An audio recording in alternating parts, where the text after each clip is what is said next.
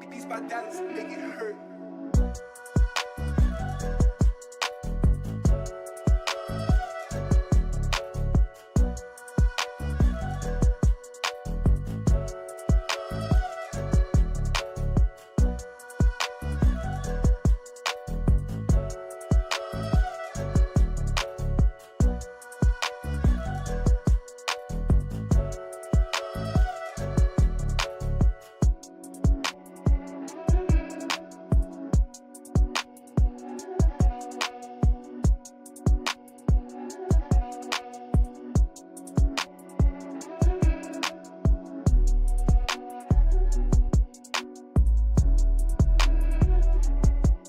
Latest news and events surrounding all things Utah Valley sports. Valley Sports Talk is brought to you by Bout Time Pub and Grub and Vineyard. Find them online at bouttimepub.com. My thoughts. It's Valley Sports Talk here on ESPN 960. I'm Brice Larson, and that is Jordan Dinucci behind the glass. We appreciate you joining us on a Thursday morning edition of Valley Sports Talk. We're live here on the 960 AM dial, and we're also live over on YouTube. So just head on over to YouTube, search ESPN 960. Make sure you hit the subscribe button as well and the little notification button to know and get notified every time we go live over there on YouTube. Got a lot of good things coming up on today's show and a lot of great things over on that YouTube stream as well. So make sure you head on over there and check us out on the ESPN 960 Sports YouTube page as well. Let's talk about what we're going to get into here on the program this morning. We've got a lot more Super Bowl talk as always, so we'll continue to break down the Super Bowl for you. We're going to talk a little bit about Kadarius Toney, the wide receiver who had a social media rant a little while ago, talking about how he wasn't actually hurt. And then Andy Reid came out and said, actually, my friend, you were hurt. That's why you weren't playing. Back and forth between them. He is in Las Vegas. He was asked by the media just on Monday whether or not he could be a factor for this Chiefs team, and we'll give you his wild response. If I'm the Chiefs, I'm not putting this dude in front of the media.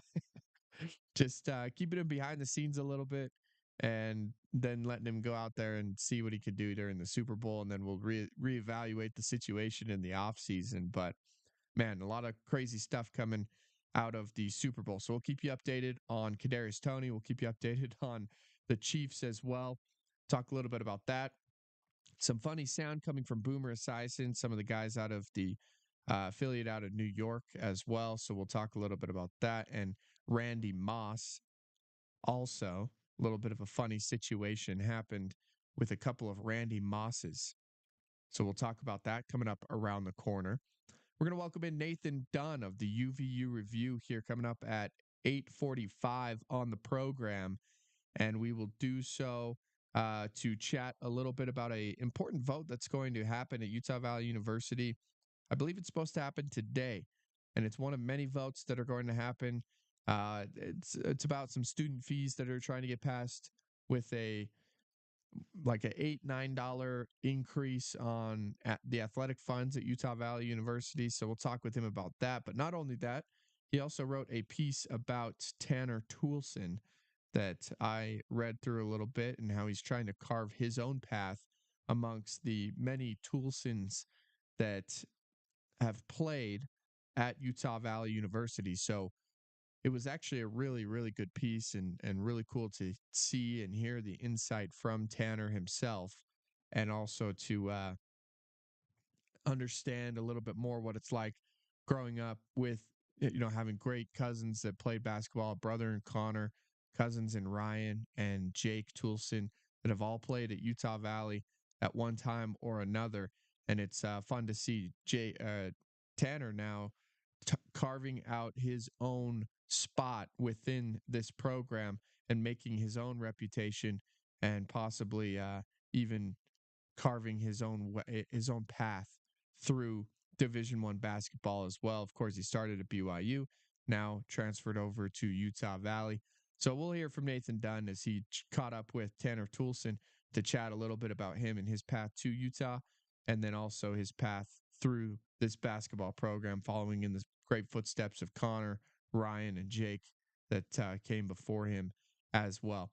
A couple of other things that I wanted to let you know about before we jump into it.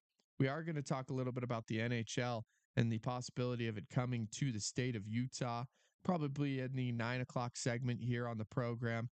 One that was tweeted out, this was Kevin Weeks, who tweeted a picture of Salt Lake City out and put hashtag hockey, hashtag hockey Twitter, and then also had the eyeball emoji. This came out yesterday, 1:42 p.m. And this was an interesting tweet. It was kind of obviously like, okay, not 100% sure what exactly is going on here, right? But as our good friend Porter Larson points out, Kevin Weeks is as in the know as it gets in NHL circles. So our friend over at ESPN 700 says that this is a big deal with Kevin Weeks. Kevin Weeks, an analyst on ESPN. He's also part of the NHL network. He's on TSN as well, NHL.com. He's an ambassador, former NHL goalie. You get the idea.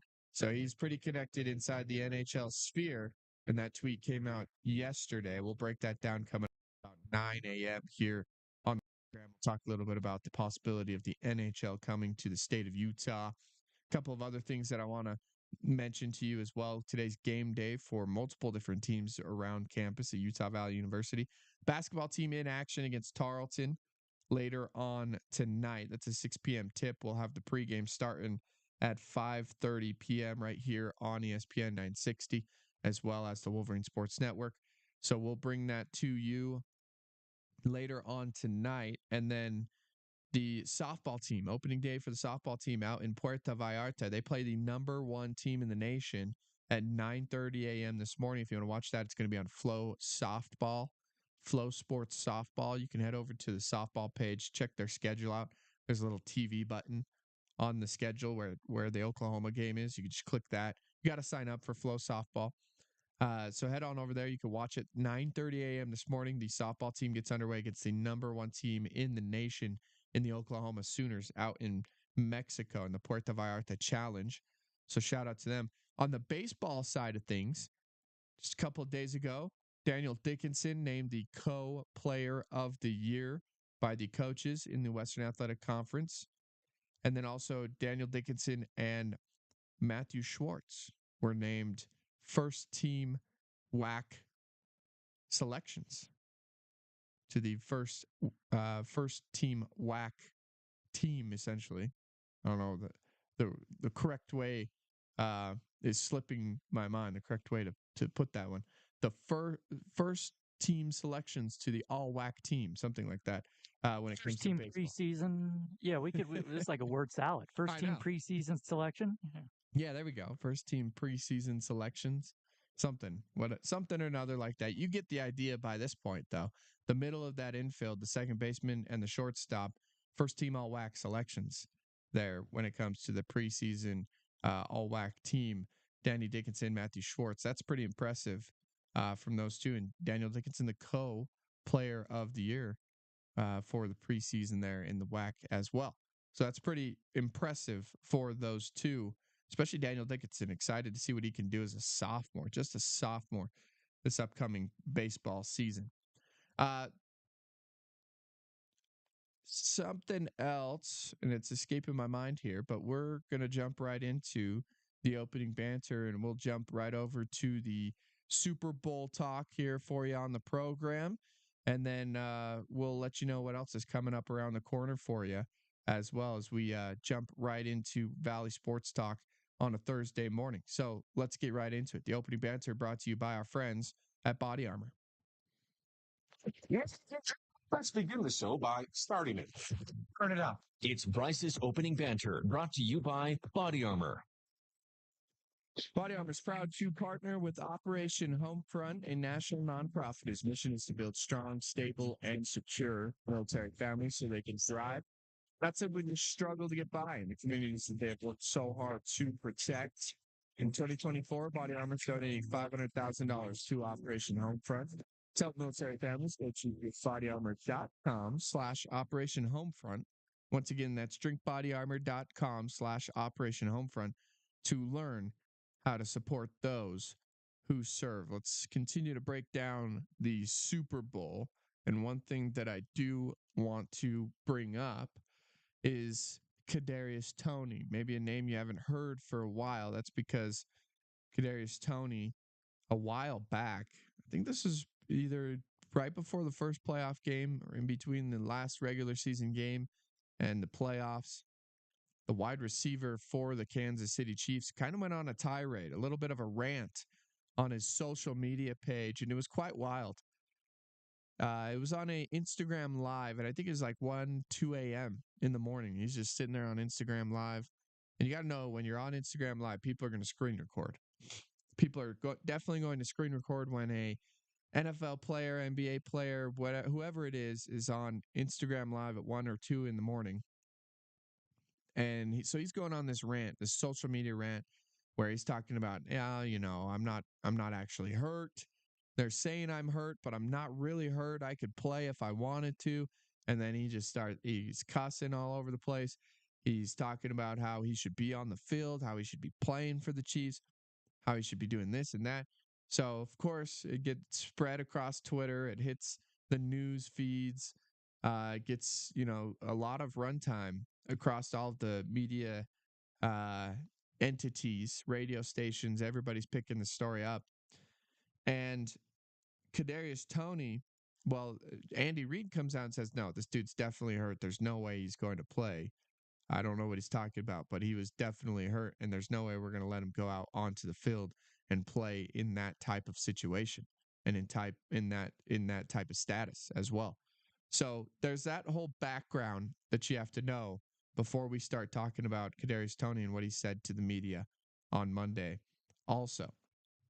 So now Twitter's going after Kadarius Toney once again because during the Super Bowl, in the opening night press conference, Radio Row, Toney was asked about his role in the Chiefs' offense and whether or not he could still be the team's number one option at wide receiver as well. And let's just say his response left some fans questioning what this guy was talking about. Your number one receiver in this league? Yeah, if I get it, yeah. If I get the ball, yeah. Gotta love it, man. Gotta love it. You know I had to ask, man.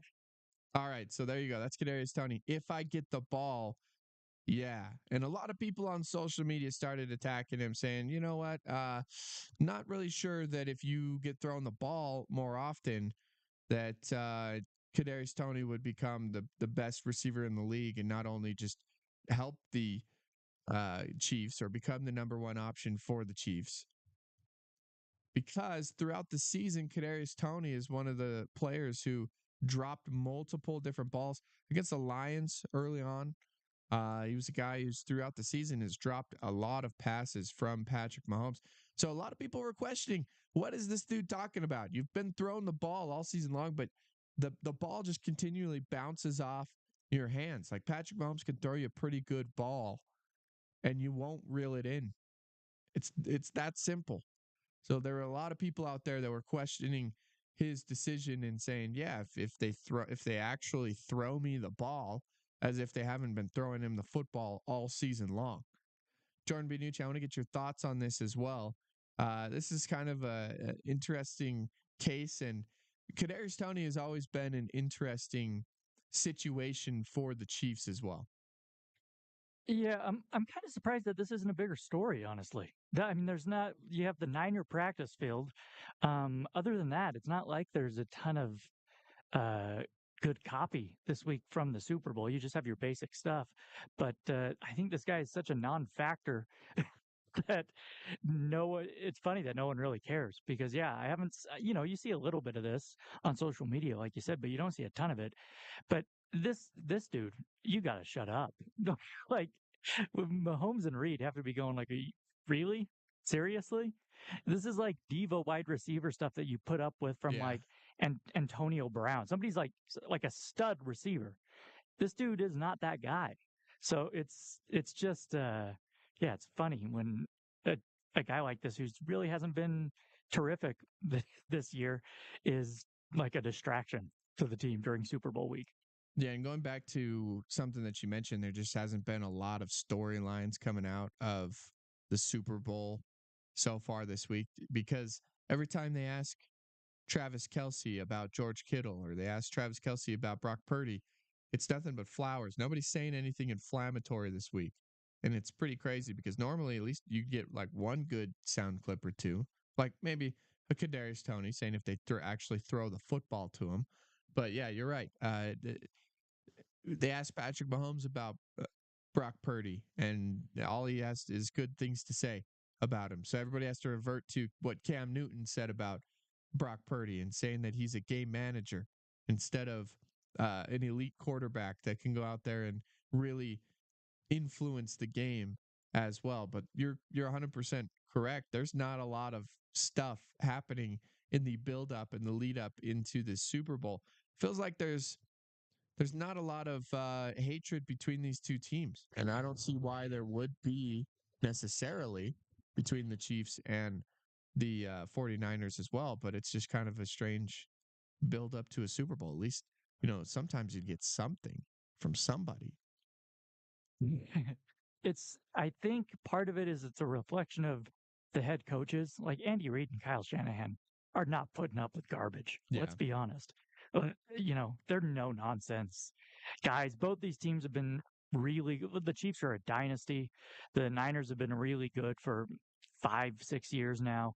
So they're mature teams. And then one of the youngest guys out there, Brock Purdy, he dresses like a 65-year-old and it's just like a super mature dude. So yeah, it's fun. No one's giving anybody anything as far as bulletin board material. They're too smart. Both these teams are smart. They're not going to, except for Tony. Yeah. They're not going to they're not going to run their mouth like a moron. Final thing I want to touch on here before we take a break, and Jordan, I want to get your thoughts on this as well. With the game being in Las Vegas, it feels like there's the opportunity for there to be a lot of distractions for these teams. We talked about how both teams are staying pretty far away from the strip, pretty far away from anything that they could possibly get into trouble with out at Lake Las Vegas. The two big hotels that are out about 25 to 30 miles away from the Las Vegas Strip. Still, do you feel like, are there any players or anybody that could sneak away and have the temptation to kind of get into a little bit of some trouble here? And do you think that we might hear about something going on with a player or two that have snuck away and are trying to have a good night, maybe on a Thursday, Friday night before the Super Bowl happens? I'd be surprised at this point if we heard something. On Monday or Tuesday night, yeah, I think guys go out. Definitely something dumb could happen. At this point, if they're going out, that's a problem. That's an issue. So again, I think these two teams are too smart. They're too mature. I could be wrong, but I would be surprised at this point if somebody did something really dumb like that. Because, yeah, we're getting into it. It's 3 days from game time. So, yeah, you gotta be ready to go. Hey, if I'm the third string emergency quarterback, yeah, I'm gonna find my way down to the Las Vegas Strip, Jordan. Yeah. Oh, yeah. The third string quarterback. Yeah. It's fun. These guys, are they allowed? I don't think the players are allowed to go in there. First of all, they're not allowed to go into a sports book, period. I don't know that if you're playing in the game, I'm not sure they're even allowed to go into a casino. Yeah. During this week. No, they're definitely not. Yeah, really strict rules. Yeah, strip clubs, restaurants, up for grabs. Maybe the wrong choice of words there, but you can, yeah, those are available. Casinos off limits, I believe, from the NFL. There we go.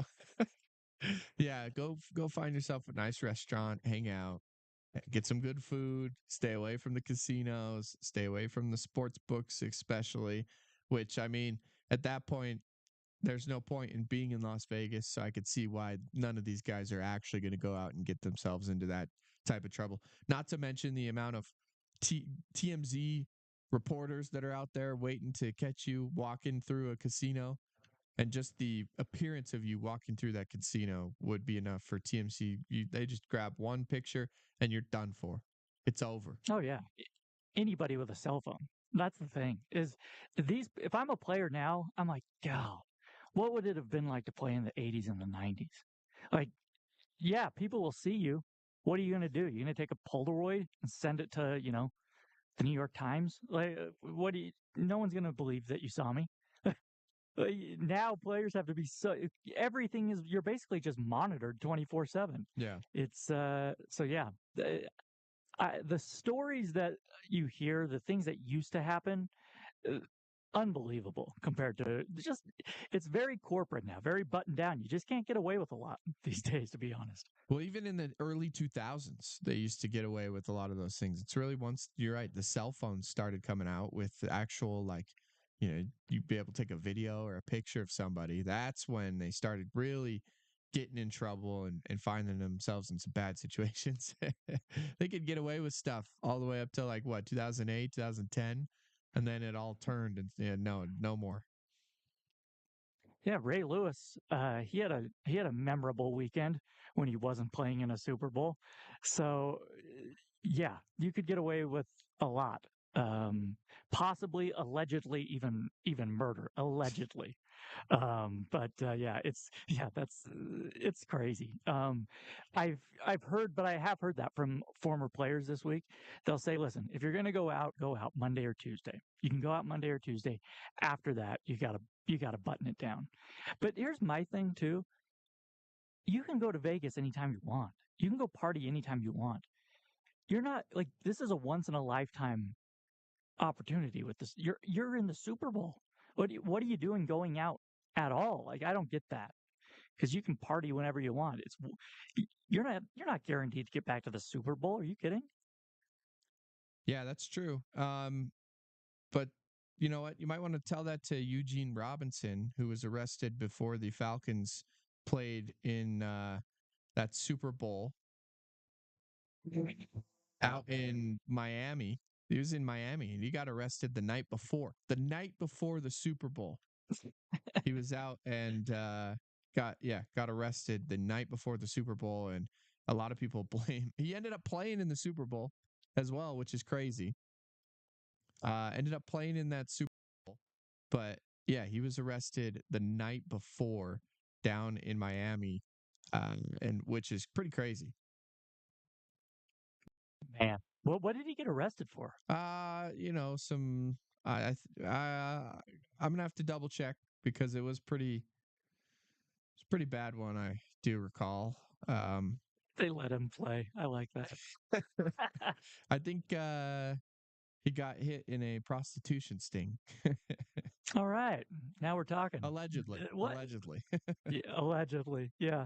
That's hilarious. Like just In Miami, Super Bowl weekend. Yeah. the night before, like, bro, yeah, there are some Yeah. deeper issues there if you're getting Yes. arrested the night before you're playing in the Super Bowl. Solicitation. Yeah. Yep. That's the one that it was. Declared his innocence and apologized to his team and family after the Super Bowl. Still played in the Super Bowl. Made bail. Still played in the Super Bowl. Didn't end up winning, of course, the 34-19 loss to Denver back. What year was that? 1999. 1999. The Falcons and the Denver Broncos in that Super Bowl in Miami. I remember that Super Bowl. That Super Bowl sucked. I'm going to be totally honest with you. That was the most boring game. That was the year that the Falcons went into Minneapolis and beat Minnesota. And the Vikings were unstoppable that year. They were so good. Yeah. And Gary Anderson hadn't missed a field goal all season. And he had like a 35, 40-yarder to put the game away. Would have put I almost said the Twins. Would have put the Vikings up 2 scores. And he missed it. just like one more. That game lives in infamy in Minnesota. That was brutal. And so you had the Falcons, Dan Reeves and the Falcons, and Jamal Anderson, former Ute, doing the dirty bird.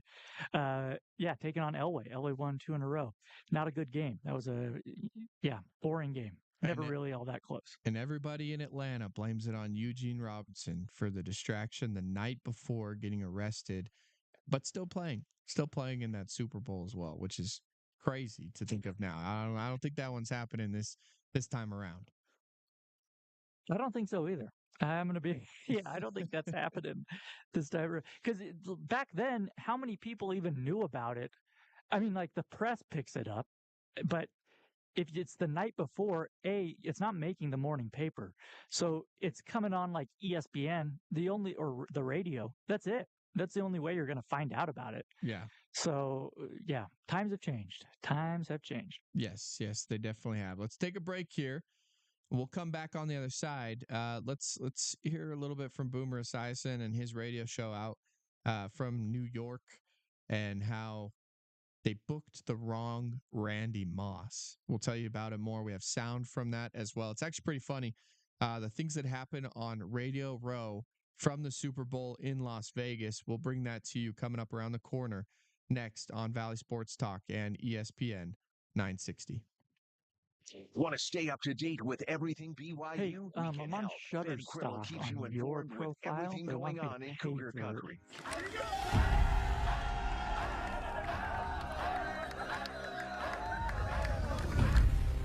The thing that we stress was unfinished business.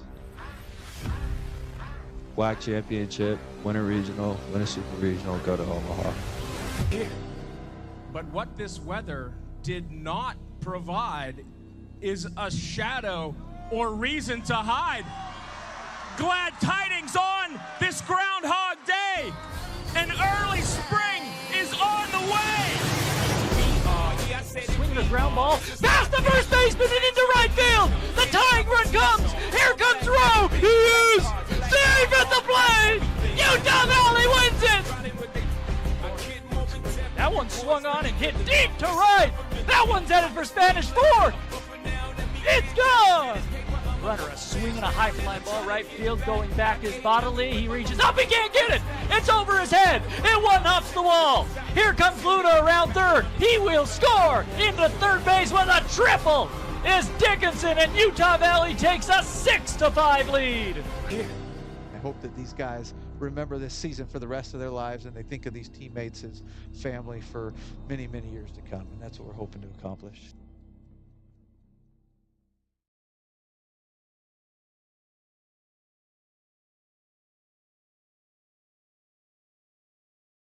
See, we have plenty of tire savings to go around, and around and around and around. Check out our tires on sale and book an appointment at leschwab.com. Les Schwab Tires, doing the right thing since 1952. Limited time offer while supplies last. See leschwab.com/sale for details. This is ESPN 960, the proud home of Utah Valley University Athletics. Valley Sports Talk with Brice Larson returns right now on ESPN 960. Get in on the conversation by sending in your thoughts on today's show via open mic submission on the ESPN 960 app.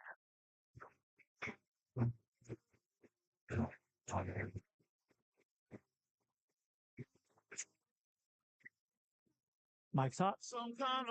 Welcome back into Valley Sports Talk here on ESPN 960. Appreciate you tuning in every single morning. We're live on the 960 AM dial. We're also live over on YouTube. So you can check us out on the YouTube stream over there on the ESPN 960 YouTube page. Head on over. You can throw your questions, your comments on the show in the comments section. We'll get back.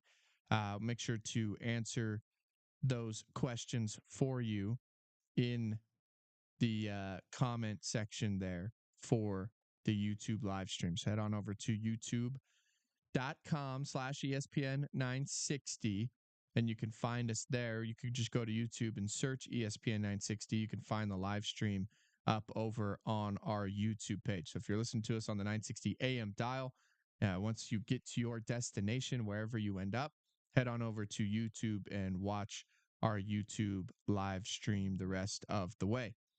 All right, let's talk more about the Super Bowl. It's a struggle to get guests on Radio Row at the Super Bowl. There's quite the situation, not really the situation, the process that you have to go through in order to get some guests. So these producers, they are working double time. Now, there are people that are going around and essentially trying to get some pub for a product or a service that they're given. So there are a lot of people that go around and say, hey, I'd love to be on your show during Super Bowl week. This is what I can offer you.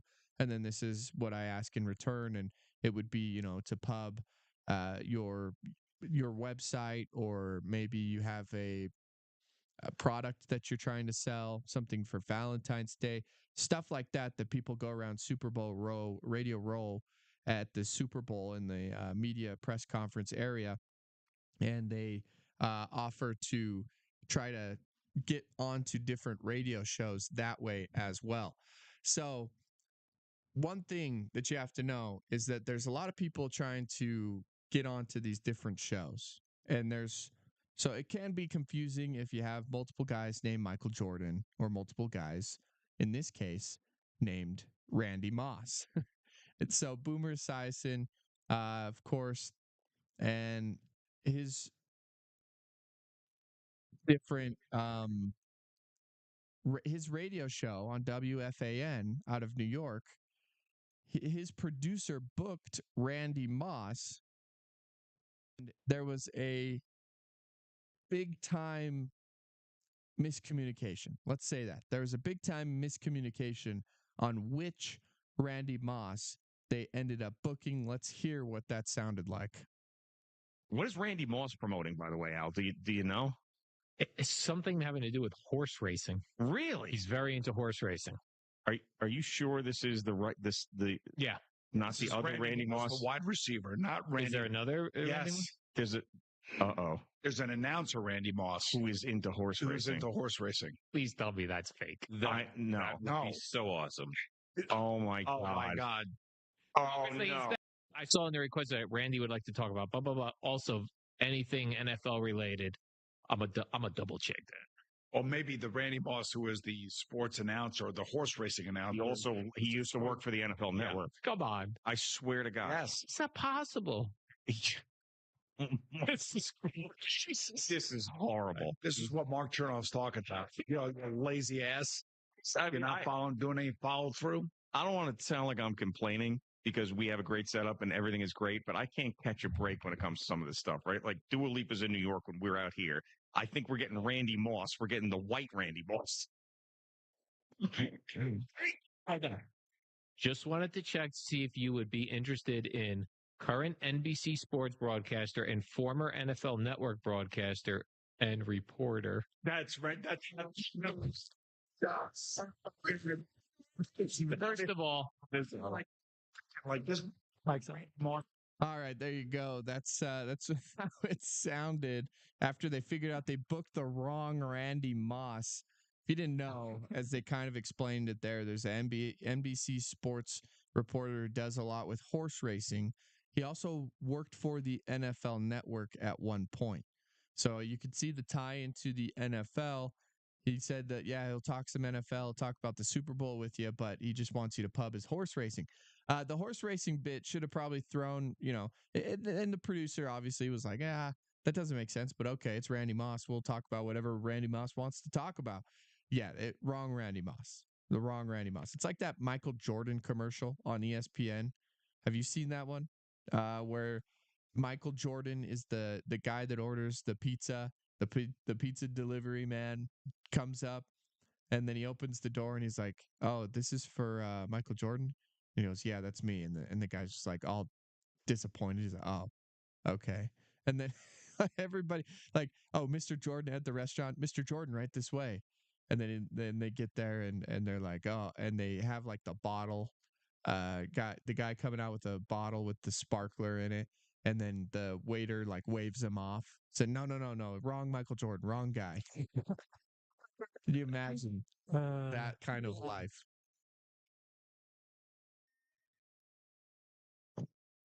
Yeah, man. Your name is Randy Moss, and you work for the NFL Network. You got to lead that email with, This is not the Randy Moss you're thinking of." I don't know how you write that, but that's hilarious. Did he end up? I wonder if he ended up going on the show. I didn't find out. You know what? Maybe he did. Maybe he got the publicity that he was looking for. At that point, I think you just run with it. I think you just got to run with it. If you're WFAN, if you're Boomer Esiason, you just got to run with that stuff and be like, yeah, all right, let's go with it. Let's talk about horse racing and then whatever you did at the NFL Network, and then it kind of becomes a funny thing. But yeah, that's hilarious. It probably works out in the white Randy Moss's favor quite often there with that one. Oh yeah. The best part about this on Twitter, on that video, there's a one quote tweet about it.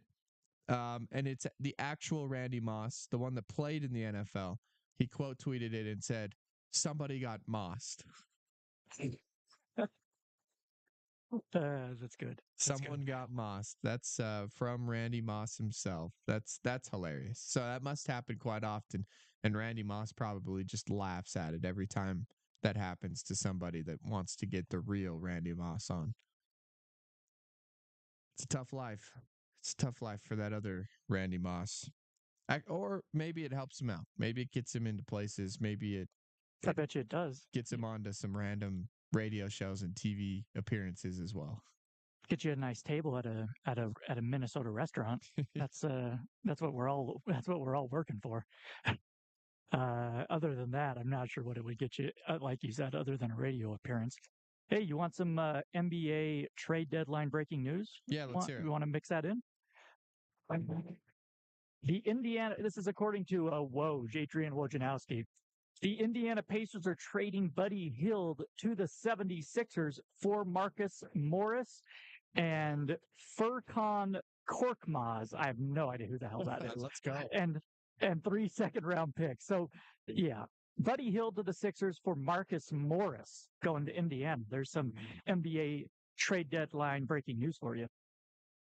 Love the NBA trade deadline breaking news. NBA trade deadline today. There was a rumor reported on by Bleacher Report yesterday that Kelly Olynyk of the Utah Jazz being eyed by the Warriors, Heat, but the Jazz won a first-round draft pick for one Kelly Olynyk as well. So we'll see if the Warriors or the Heat give up a first-round draft pick to get Kelly Olynyk away from the Utah Jazz. That's one of the rumors that I've seen going around for the Utah Jazz. Another one, this one, don't think it's very credible of a source.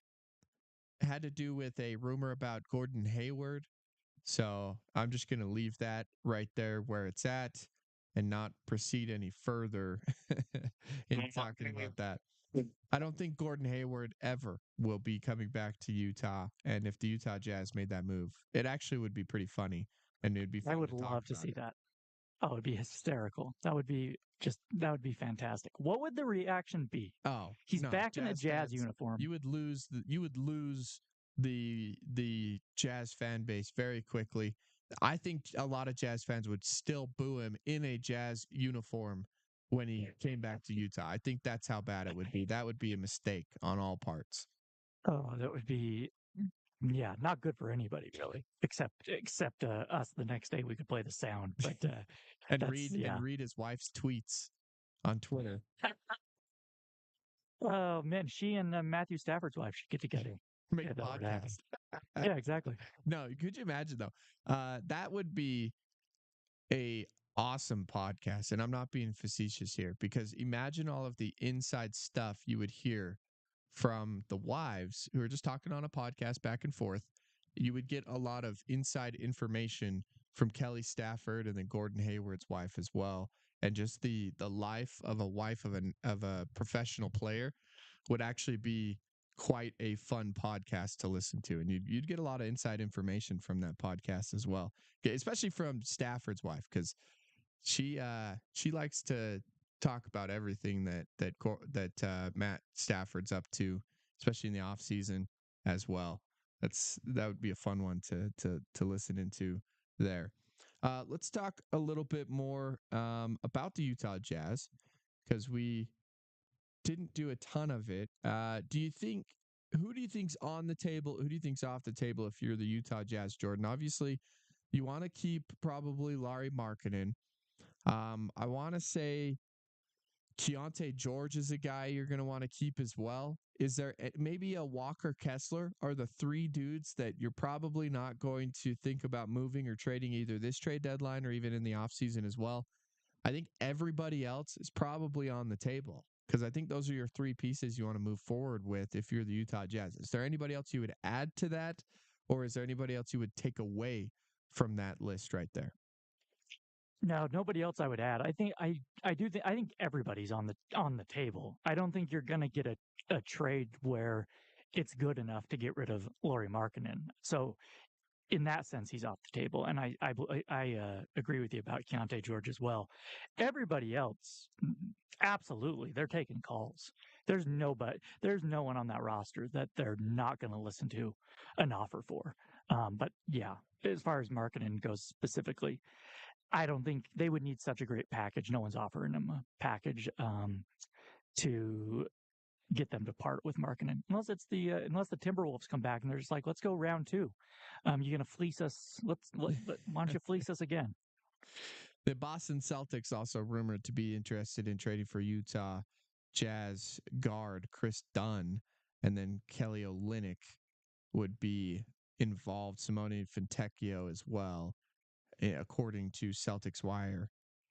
So there's a couple of different things that could end up happening. Yeah. Breaking news. Like literally, this is breaking news. This is from Woj again. The Utah Jazz are finalizing a trade to send Kelly Olynyk and guard I can never pronounce this guy's name. Ochai Agbaji, thank you. To the Raptors for Kira Lewis, Otto Porter, and a 2024 first-round pick. That's Olynyk and Agbaji to the Raptors for Kira Lewis, Otto Porter, and a first-round pick. Oh, man. That's an interesting trade. And it comes at probably the worst time of this program because we're going to have a guest coming up around the corner.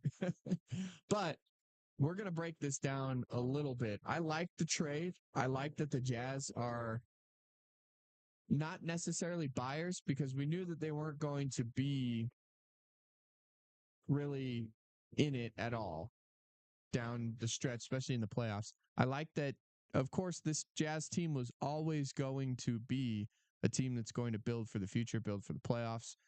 So I like the first round pick. You got to get those picks. You got to start bringing dudes in. Otto Porter, does he really move the needle? Probably not. But you send two guys away. I was starting to like Ochai Agbaji. So he was starting to become a pretty good piece for the Utah Jazz. It's really an interesting trade. And we can break it down a little bit more coming up at 9 a.m. and talk a little bit more about that as the trade deadline continues. Interesting, though. We were just talking about Kelly Olynyk rumors. We knew that Kelly Olynyk could be on the move, and there you have it. So remind me again, Kelly Olynyk, Ochai Agbaji, and a first-round pick? Yeah, for Kira Lewis and Otto Porter. So wait, did the Jazz send the first-round pick off, or did they get the first-round pick from Toronto? They get a first-round pick from Toronto. So they sent the two players. They get the first-round pick. That's good. I like that. That's a good trade for the Utah Jazz. Of course, it's always about the future for Danny Ainge and the Utah Jazz, and we'll see how this trade affects the franchise and the organization. We'll give you some more insight and more information on the trade as it becomes a little bit more accessible in the coming minutes and hours as well. But we're going to take a break here. On the other side, we got to welcome in Nathan Dunn from the UVU Review. We'll talk a little bit about some things going on at Utah Valley University. There's a big-time vote going on having to do with athletics there and the student council later on today.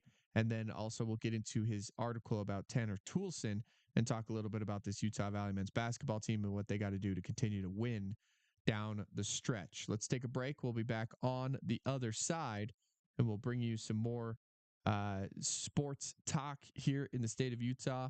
right here in the morning drive and Valley Sports Talk on ESPN 960. Carlin versus Joe on ESPN Radio. Are you good enough to win the Super Bowl? The Dallas Cowboys. Coach is a problem. Coach is very good at taking out lower level teams with inferior talent. That's Mike McCarthy's thing. He'll bang on the Giants and the Panthers, and every year in the playoffs, in the big spot, it doesn't get done. Carlin versus Joe. Carlin versus Joe, weekday mornings at 10, right here on ESPN 960. My name is Ariel. I moved to the U.S. at 19. I spoke no English and I struggled finding job opportunities. Everything I have, I owe to the Adult Literacy Center and getting my high school diploma at age 22. It was an honor helping you achieve your greatness. Now you're helping others achieve theirs. It inspires me. When you graduate, they graduate. Find free and supportive adult education centers near you at finishyourdiploma.org. Brought to you by Dollar General Literacy Foundation and the Ad Council. This year, Dell Technologies wants to help you do amazing things with their best tech. For a limited time only, save on select next-gen PCs like the XPS 13 Plus, powered by Intel Core processors, and more. Plus, curate your dream setup with great deals on select monitors, mice, and more must-have electronics and accessories. When you shop online at Dell.com/deals, you'll have access to leading-edge technology to match your forward-thinking spirit and free shipping on everything. Again, that's Dell.com/deals. DraftKings, the leader in fantasy sports, just dropped a brand new fantasy app, Pick Six. Pick Six is the newest way for you to get in on the fantasy football action with DraftKings. Getting started is simple. Download the DraftKings Pick Six app and sign up using code KOVO. Just pick between 2 and 6 NFL players and choose if they're going to have more or less of a stat. For example, will a player have more or less than 100 rushing yards, or will a player have more than 1 touchdown? Track your lineup and compete against others for a shot at huge cash prizes. Download the DraftKings Pick Six app now and sign up with promo code KOVO. That's code KOVO. Only on DraftKings Pick Six. The crown is yours. Approved local Pick Six states. Gambling problem? Call 1-800-GAMBLER. 18 and over in most eligible states, but age varies by jurisdiction. Eligibility restrictions apply. Valid only in states where DraftKings Pick Six operates. For up-to-date list of states, please visit dkng.co/pick6states. Void where prohibited. See terms at pick6.draftkings.com. The home of the most meaningful coverage of BYU sports is here on ESPN 960, Utah County Sports Station.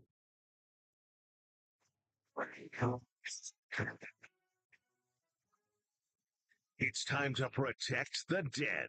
Brice Larson takes you inside the latest news and notes regarding Wolverine athletics on ESPN 960 and online at ESPN960sports.com.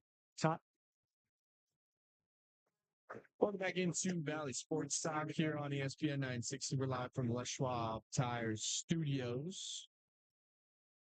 Make sure you head on into any Les Schwab Tires location and get some new tires thrown on your car, especially as the weather continues to turn worse and worse across the Wasatch Front. And make sure you're driving on some good tires instead of any bald tires you might be driving on as well. So if you need some new tires, head on over to any Les Schwab tire location, and we will get you set up with a brand new set of tires at Les Schwab Tires. Appreciate Les Schwab Tires for being a sponsor of the program and a sponsor of the station as well. All right, let's jump out to the ESPN 960 hotline, and we'll welcome in our first guest of the day. That is Nathan Dunn from the UVU Review. Nathan, we appreciate you hopping on here onto the program. Absolutely. Let's start here. We talked a couple days ago about some student fees that might be getting changed there at Utah Valley University. The athletics program asked for some extra fees to be put in place for the athletics and their situation as well. Tell us a little bit of a background from this as well, and then give us your thoughts on the upcoming vote that might be happening later on this afternoon.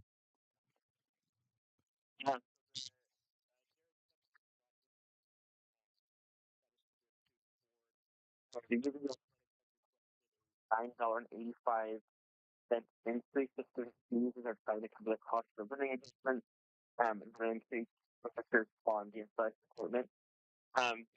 During court last year, the $1 million deficit time last year that they're also trying to cover. So, the system is really just trying to make a difference in that deficit and also trying to make funds that have happened over COVID, that kind of thing. So they're really just trying to back the ball game a little bit with that. Yeah, so tell us a little bit of the reaction to the athletics department asking for more funds from the students. I know that there are some students out there that want those funds to be allocated to different places as well. They want different things. There's parking issues all across campus at Utah Valley University as well.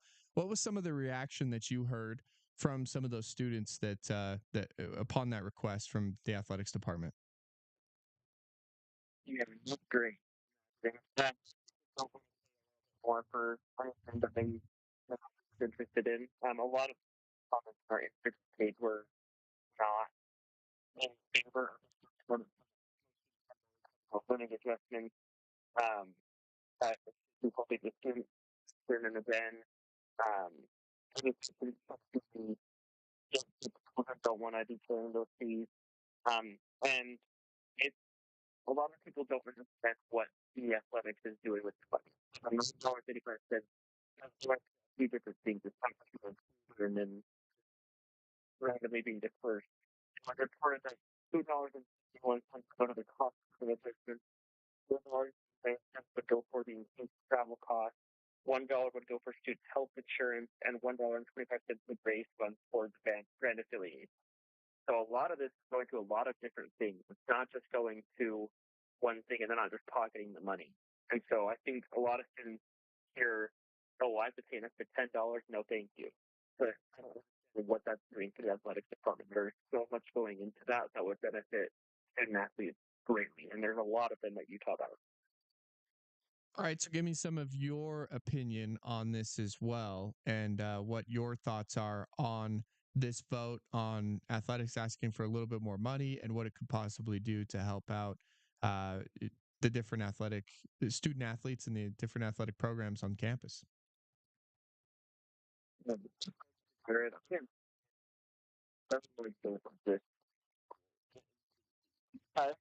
I do what the money's going into work the last university. I understand how much money Utah Valley, there is a lot of need for money. And COVID was hard on a lot of schools, Utah Valley being one of them. And being in the WAC, your conference really isn't a rate of stealing money. And when you look at this from a broad spectrum, there's about 40,000 students at Utah Valley University. And what is going to the Big Ten? $100,000 that's being added to, right? Go a long way for athletics. And you know in athletics that when you budget raises, you're looking for it's overall play gets overall from all sports. And for Utah only, because in return, you can play plays better. They get more money by going to tournaments, winning competitions, going to these other events. In turn, go to Utah Valley University as a whole. So I think that people just hear increasing student fees and they get it just because they don't want to pay more money. But in reality, $5 a year isn't that big of a difference. At least to me, I'm different from a lot of different people. A lot of people are struggling financially, and that is a very big deal that we need to be taking into consideration. But those $10 are not just the random $10. Going somewhere that is going to be very beneficial for student athletes who also mean very many NIL opportunities. You're being able to allocate these student health insurance, living costs, and travel costs. This is really helping these student athletes who can't work jobs during the season. This is helping them go to really just worry about trims. You have to worry about your living. I think it's a really big deal that we look at that from one end. Yeah, they're urging to play sports. They're also not being able to work, and that's kind of hard for them to focus on their finances as well. So I think that this is a very good thing for Utah Valley. They're currently paying, most of them are currently paying about $75 for athletic student fees anyway. So it'd be an increase to about $85 a student, which is all part of their student fees anyway. It's really an interesting situation there at Utah Valley University. One other school in the Western Athletic Conference a little while ago, the students actually came together to pass a referendum to increase their student fees to not only create a football team, but they also created a women's athletic program as well. It might have been either rowing or a women's golf team, possibly a women's swim team as well, to offset the scholarships for football. So they came together and they said they wanted to create a football team. And so obviously, with Title IX and everything, you have to have the same amount of scholarships on the women's side of things. So not only did they create a football team, they created multiple different women's athletics at UTRGV as well by coming together as students and putting up the money to create that. Now, you got to imagine a football team and multiple different women's teams on campus would cost a lot of money and would be a lot of a big time student fee increase. But that's something that the UTRGV students wanted to do to be able to get a football team. So I thought this is kind of interesting as it relates to this situation and the difference between the students at UTRGV coming together saying, hey, we want to create a new football team and other women's athletics teams as well, versus the athletics now coming to the students and saying, hey, we're going to have to ask for some more money. A little bit different dynamic between Utah Valley University and UTRGV. Yeah. It's also where DVR and Valley is kind of in the middle of two like football programs. They can see any really is a lot of students don't even live in Utah County that come to their school every day. So there's not a lot of interest. When there is a team like BYU 5 miles down the road and Utah 50 miles up the road, it's hard to be able to handle opportunities. It's harder for them to be making those funds. And I think that even with the less funds that they've had, they've still done so well in athletics. I mean, last year the basketball team was fantastic, going to the WAC Final Four, and then in women's soccer, winning the championship the last 2 years. In men's soccer, being competitive again this year, making the tournament. Baseball and soccer have been consistently the last 2 years. There are so many solid programs at Utah Valley that are already doing what they're doing with a less amount of support than they deserve. They deserve so much support from fans all over Utah, whether they're students or fans from their school that just want to come to a game. There's so much support that they deserve, and they've done so well with what they've done. And I think that this increase of student fees would even more increase their as well as they already have. I think that I heard TV very interesting. I never even knew this, but the cool that there is students out there who understand the importance of fees being raised. Being able to raise those scholarships, and also understanding that there needs to be scholarships for women as well, is so smart and just so aware of those students to be doing that. I mean, understanding what these fees could do for the student athletes is beyond everyone's ability.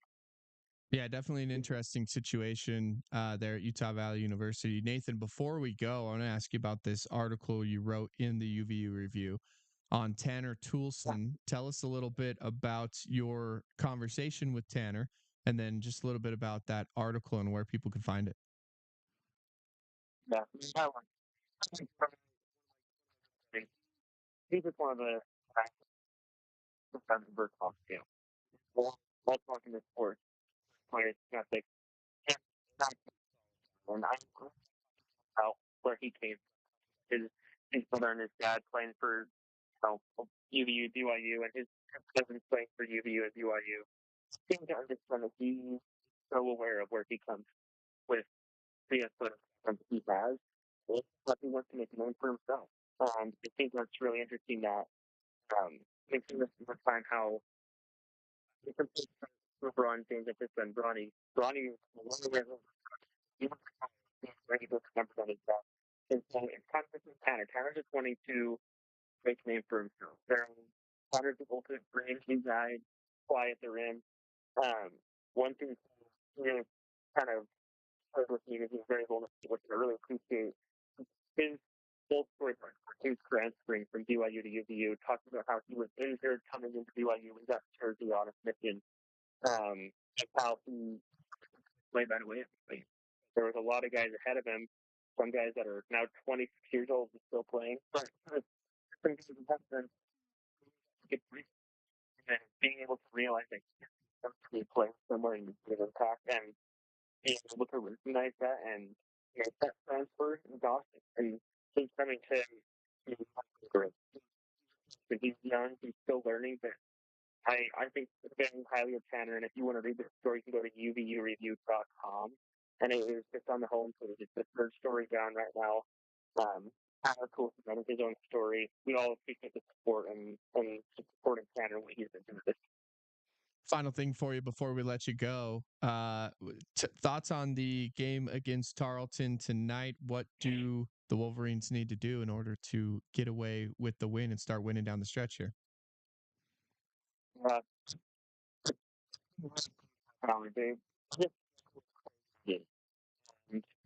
last few weeks against you not against Stephen F. Austin. They just need to close games a little bit. And I think Valley start strong.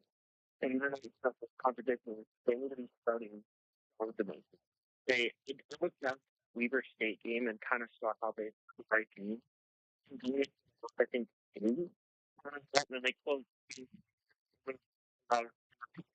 so the really starting strong it would be their benefit. Keeping that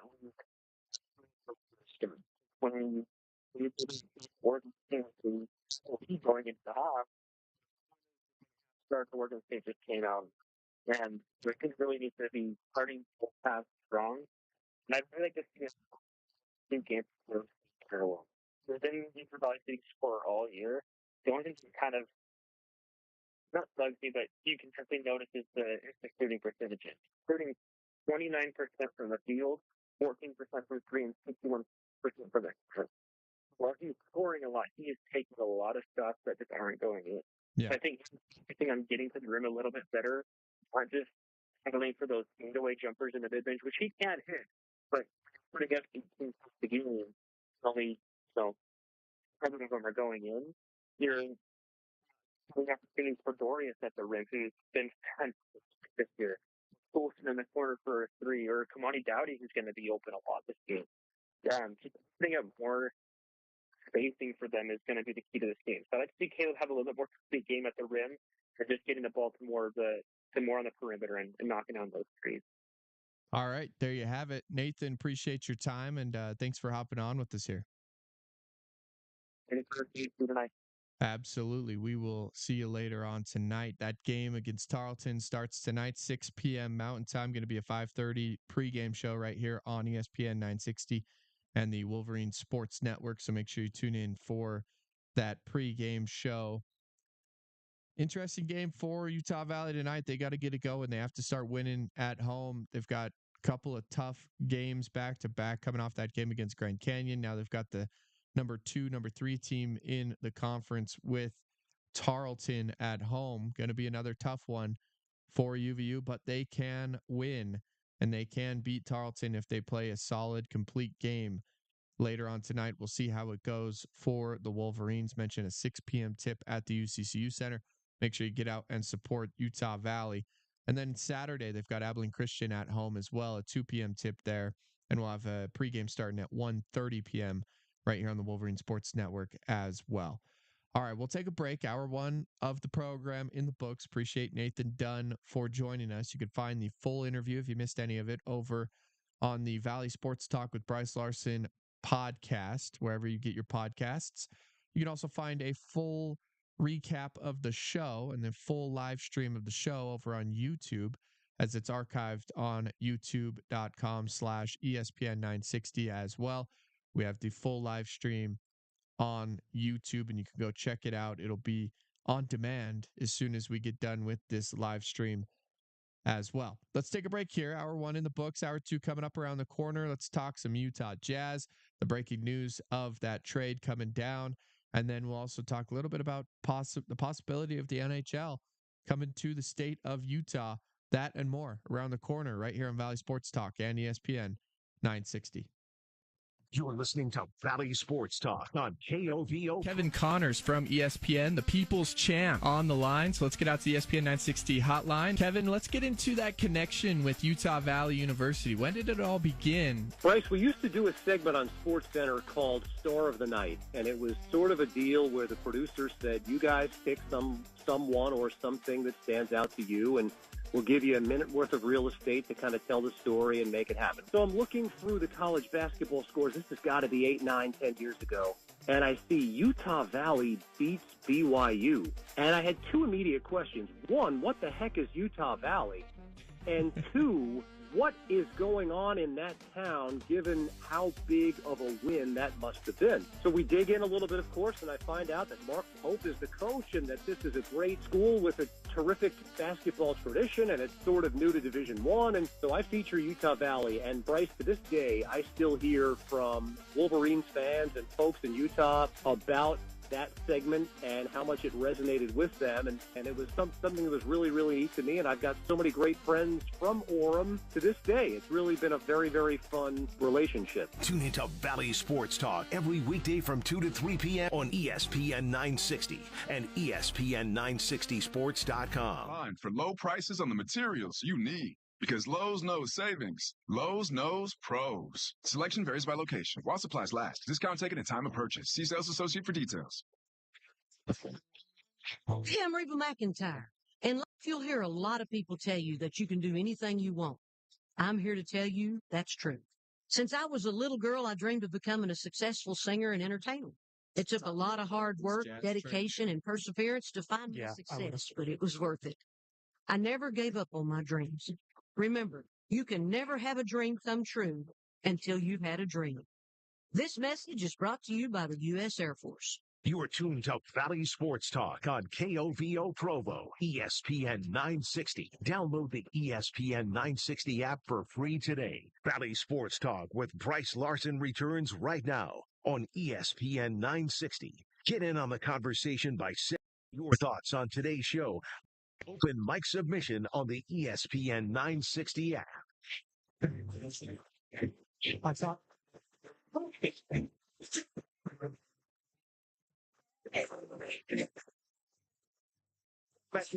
Sports Talk here on ESPN 960. Just got off the phone with Nathan Dunn of the UVU Review. If you missed any of our conversation, you can find it on the Valley Sports Talk with Brice Larson podcast.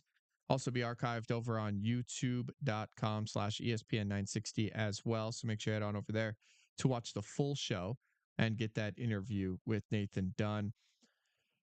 We mentioned in the first hour some news coming down about the Utah Jazz 33 minutes ago from Adrian Wojnarowski. The Utah Jazz are finalizing a trade to send Kelly Olynyk, guard Ochai Agbaji, to the Toronto Raptors for Kira Lewis, Otto Porter, and the 2024 first-round pick, according to ESPN's Adrian Wojnarowski.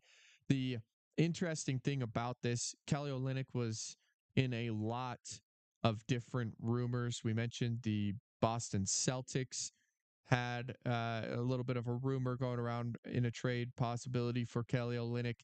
The Warriors were in talks for a trade for Kelly Olynyk. So it seems like, Kelly Olynyk has played pretty well for the Utah Jazz over the last 2 or 3 years. But it's really interesting that Kelly Olynyk and Ochai Agbaji were the ones that got sent off to Toronto in this trade. Now, what the Utah Jazz got back were a couple of, they had a first-round pick, as we mentioned, Kira Lewis, Otto Porter, and a first-round pick, 2024 first-round pick. That's going to be the most important part of this as well. The Utah Jazz, of course, building for the future, trying to gather those first-round picks. And you got to be patient if you're a Utah Jazz fan. Look what the Oklahoma City Thunder were able to do. And I always point back to what the Oklahoma City Thunder have done and did do with all of the draft picks they acquired over the last couple of years. Look at the picks that they've been able to hit on. And of course, there have been some that have slipped through the cracks and they weren't able to hit on them as well. So I would say be patient as a Utah Jazz fan. Trust in Danny Ainge because he's been able to build championship rosters before. And that's what this has always been about. Building a team that can actually win in the playoffs. Doesn't matter about the regular season. It matters about when the playoffs come and do you have the guys that will put it together and play full 4 quarters and a full series in playoff basketball. And that's what it's all about. So we're going to see if the Oklahoma City Thunder are built for the playoffs. They're playing good basketball, but are they built for the playoffs? That's the biggest question. And that's what the Utah Jazz want to do. And that's what they're going to do with moving forward here in the future. Now, I liked the way Ochai Agbaji was playing. I liked his trajectory and the way that he could play on the court, but sometimes you have to throw in some pieces in order to get the deals that you want done. And Ochai Agbaji was one of those pieces. Kelly Olynyk, another good piece for the Utah Jazz. They are on their way to the Toronto Raptors. The Utah Jazz, in exchange, will get Kira Lewis as well as Otto Porter and a 2024 first-round draft pick as well. The idea here is gather as many first-round draft picks as you possibly can. That way, going forward, you will have so many more opportunities to hit on top guys coming out of college that will be big-time NBA contributors. If you have more picks, obviously you're going to have more chances to hit on those picks. Look at what and I go back to the same thing. Look at what the Oklahoma City Thunder have been able to do with their draft picks. Look at what they've been able to do with their team. The more draft picks you get, obviously, the better the opportunity will be to go through the draft and be able to win. Here's the one thing I do want to remind you about. Utah has to go through the draft in order to get big-time NBA stars, which is incredibly unfortunate for the franchise. Not really going to coerce a big-time free agent unless you just pile on the money. Not really going to coerce a big-time free agent to head over to Utah. So this is the way they got to do it. And it's going to be all through the draft, and it's going to be slow, and it's going to be painful for some fans. But Utah Jazz fans are patient. Utah Jazz fans know exactly what to expect in the next coming years. I'd give it 3, 4, 5 seasons before Utah's back and actually contending and can be contenders as well. Jordan, your thoughts on this trade as the Jazz send away Kelly Olynyk, Ochai Agbaji, and receive Kira Lewis, Otto Porter, and a 2024 first-round draft pick? Yeah, I like it because I mean, look, Olynyk, he was good. Solid player right now, but he's not doing much for the future. And that's what you're playing for. Everything that happens this year is just kind of that's frosting on the cake. You're trying to win tomorrow, not today. So if you can get first of all, a first round pick, period, that helps you out. And I don't know what Otto Porter and these guys do for you, other than maybe he's a trade piece later on. But yeah, I will listen. They got the deal they wanted for Olynyk, and yeah, I like the way they're moving. Again, this is about moving ahead. This is about years to come, not today. Right. It's all about the future for the Utah Jazz. Now, if you were hoping the Jazz would get into the play-in, hoping to make a playoff push, not sure that that's going to happen moving forward here in the future. Curious to see what ends up happening with this team, though. What does Kira Lewis, what does Otto Porter do for this basketball team now? Because all the Jazz fans want to know, right? You want to know, what does that mean for me right now? Instant gratification. Are the Jazz going to be able to play for a play-in spot? Are they going to tear this team apart and completely start tanking? Obviously, players don't tank. Franchises surely do. Don't let anybody tell you that they don't. Front offices put out NBA G League teams in order. Look what the Oklahoma City Thunder did a couple years ago against the Utah Jazz. That was a full-on G League team that was competing on the back half of an NBA schedule in order to get Chet Holmgren and they ended up with Chet Holmgren in one of the top picks in the draft. So front offices will obviously players are playing for their lives, playing for their careers, but the front offices will for surely make some moves and definitely make moves to tank organizations. Now, is that what the Jazz are doing with this? No, I don't think so. I think the Jazz still want to stay somewhat competitive. They want to have a good product on the court. They want their fans to stick around and continue to watch. What does this mean, though? Not 100% sure moving forward. We'll see how well these guys can play together. I wouldn't be surprised if the Jazz continue to make moves. One guy that I've talked about all season long was Jordan Clarkson. I haven't heard a lot of rumors surrounding Jordan Clarkson, but his capital, his capital, his stock has never been higher in the NBA, in my opinion. From what he's been able to do and accomplish in Utah after coming over a couple years ago, doing what he's been able to do, from coming off the bench, being the sixth man of the year, to now finding a spot in a starting rotation, to now being one of the most and the highest volume scorers for this Utah Jazz team. He's proved to the rest of the NBA that he can be that guy. He can be a scorer if you need him, whether it's off the bench or as a starter. So I'm surprised that more teams who are contending this year haven't made a move to try, or even a rumor that has gone through to try to get after Jordan Clarkson. I think Jordan Clarkson could be on his way out. Not sure that that's going to happen here today, but I do think that Jordan Clarkson is going to be a guy you will see eventually traded by the Utah Jazz. And we'll see if that one does end up happening here as well. There is one report on Jordan Clarkson that I'm seeing right now.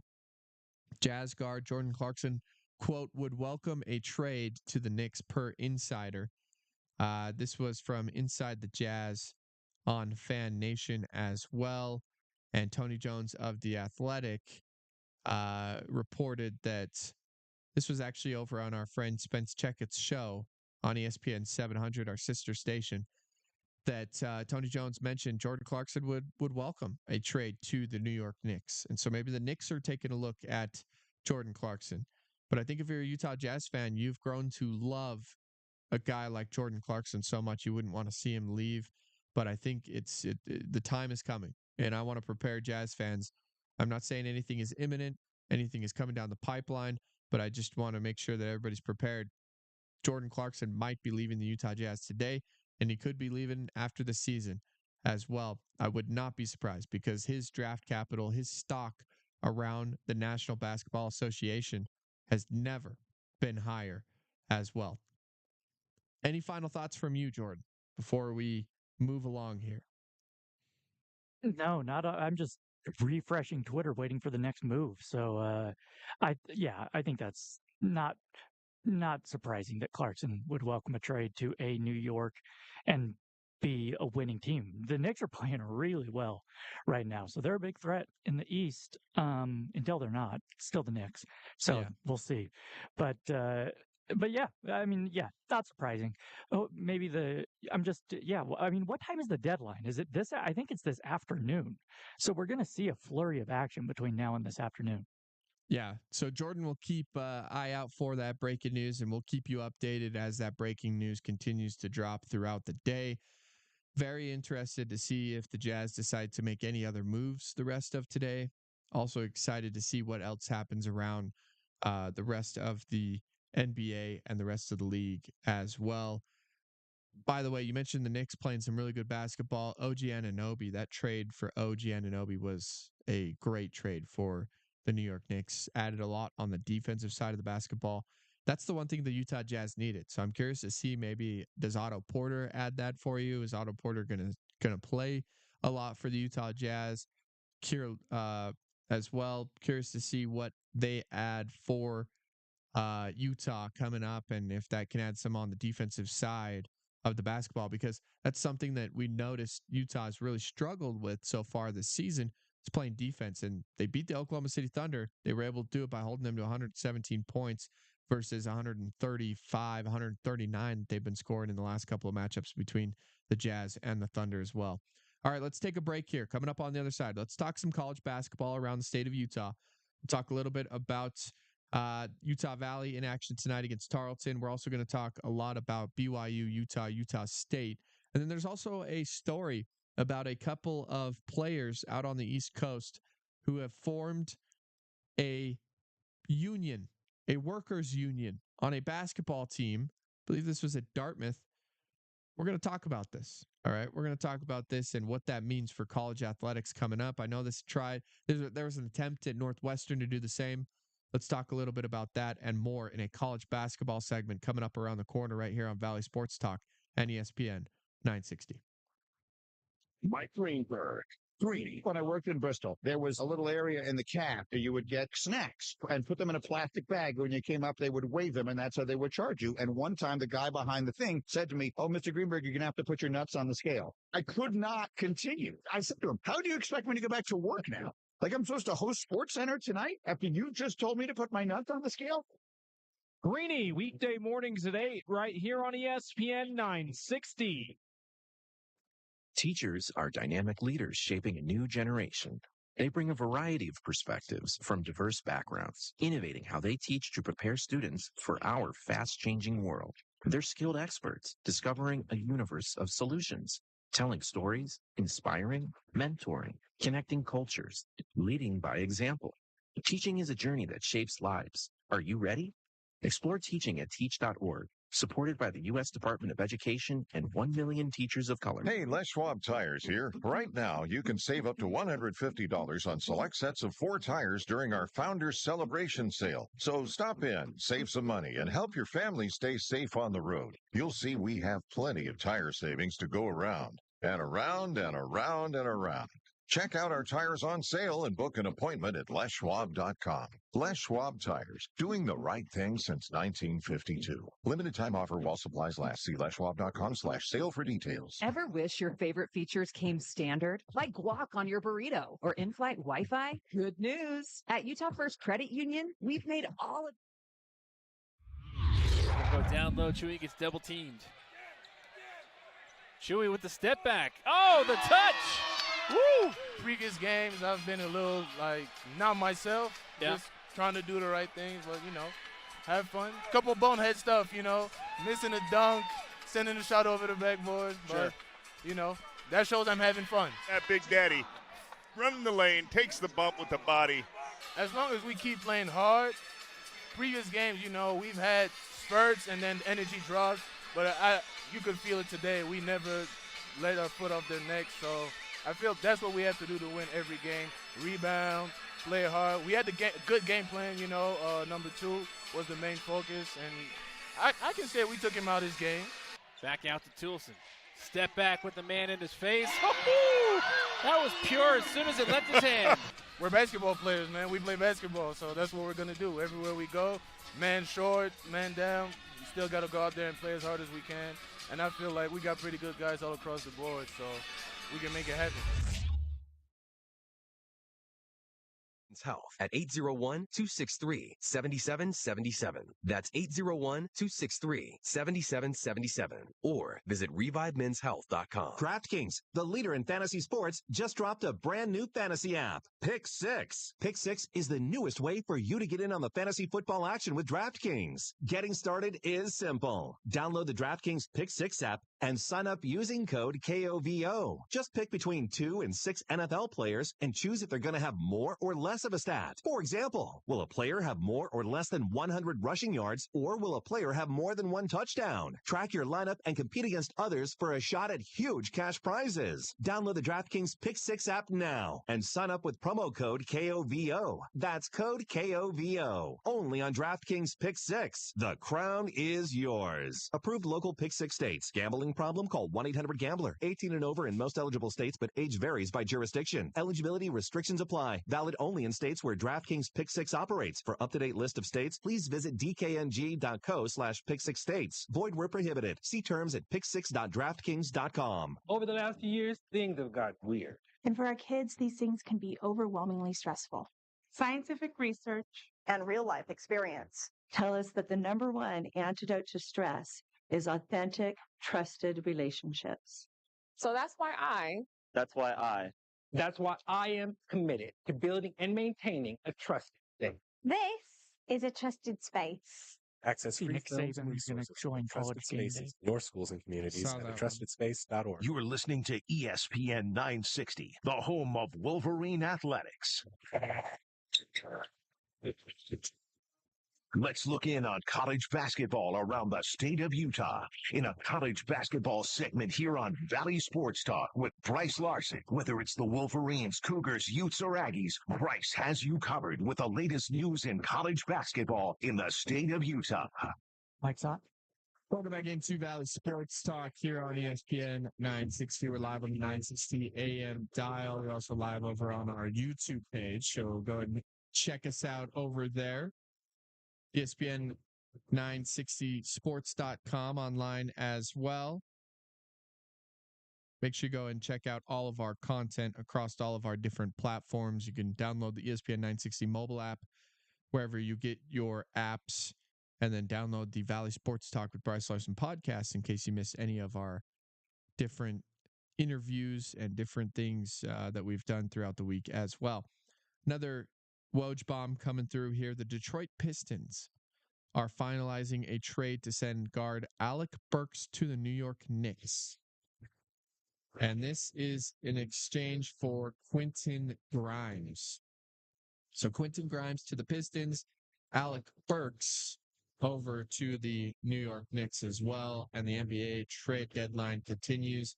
The New York Knicks might be off the table for Jordan Clarkson with that trade. We'll see what ends up happening going forward here, but it seems like a lot of Knicks fans not happy with this one. I thought, or they said that they thought Quentin Grimes was untouchable when it came to making a trade and sending a trade off for the New York Knicks. So we'll see how that one happens. This one's moving. There's a lot of people talking about that one on the Twitter sphere and giving their opinions on that move by the New York Knicks. But let's talk some college basketball here, and we'll keep you updated on what's happening around the NBA when it comes to those trades as well. Let's start with the Runnin' Utes of Utah. They're in action tonight, a 6 p.m. tip in the Pac-12.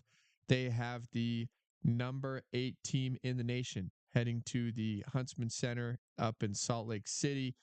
Arizona is a 5.5-point favorite over the Runnin' Utes. They come in at 8-3 in Pac-12 play. Utah's 6-5 in conference play as well. Arizona's at 17-5 overall. Utah's at 15-7. So barring injuries, we'll see if Utah has an opportunity to get a big-time win on their home floor against a very, very good Arizona team. That one's going to be a fun one tonight up in the Huntsman Center, and a big-time opportunity for Utah to get a massive win over a conference rival. Let's talk a little bit about the Mountain West Conference as well. Oh boy, We got more breaking news. This is the Knicks as well. The Pistons are trading Bojan Bogdanovic to the Knicks, and Evan Fournier and Malachi Flynn are going to Detroit as well. So a big deal with the Quentin Grimes news, and now this as well. That's interesting with the way that the New York Knicks have been playing so well in the last couple of weeks, then making trades. Obviously they're this is the front office saying we've made some bad moves in the past. We didn't make a move for Donovan Mitchell. We've made a lot of people mad. We're on our last limb here. We better start winning if we're going to keep our jobs. And this is the direct reflection of that. They're saying we're going all in because this might be our last ride in the front office for the Knicks. And if they don't start winning, if they don't win, actually get somewhere in the postseason, in the playoffs, then they might not have a job. So they're going all in on a lot of this. This is actually really interesting to see the Knicks continue to make these moves. Oh man, yeah, they're going all in right now, as you said. That's a rough day, waking up a Nick or going to bed a Nick and waking up a Piston. That's a rough 18 hours there. On the other end, if you're Bogdanovic, that's a good deal, man. Pain you go is to over. bed. Oh my gosh, I'm going to a contender in New York.